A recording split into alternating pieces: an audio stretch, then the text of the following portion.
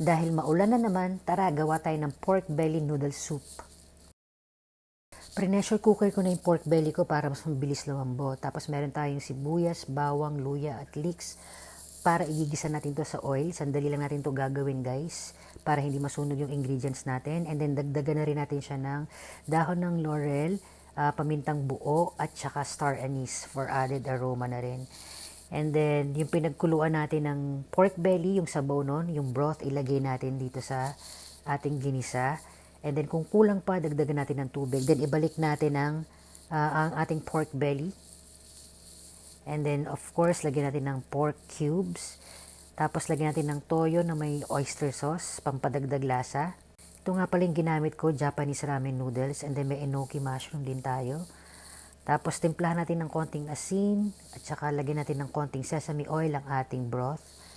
Ayan. So, hiwalay na natin yung ating pork belly para mas-slice muna natin siya. Punasan muna natin ng konti or medyo patuyuin natin. And then, yung noodles natin, isalang na rin natin.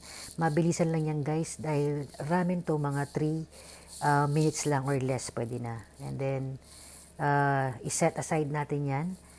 Then, yung ating bok choy, i-blanch na natin. Huwag natin masyadong patagalin para hindi siya manguluntoy, kumbaga. And then, ito na yung ating pork belly na slice ko na. Lagyan natin ng konting asin, tapos pepper. And then, i-sear natin to ng konti sa high heat. Okay, lagyan natin yung konting sauce na natira dun kanina sa ginamit natin sa broth. Ang purpose natin is para mag-brown siya ng konti. So, ganyan yung dapat maging ending niya. Okay, so ito na yung broth natin. Okay na siya. So, nilagay na natin yung mga ingredients natin. Ayan, nilagay na yung noodles, yung pork belly slices, and then, of course, yung ating bok choy. Lagay na natin.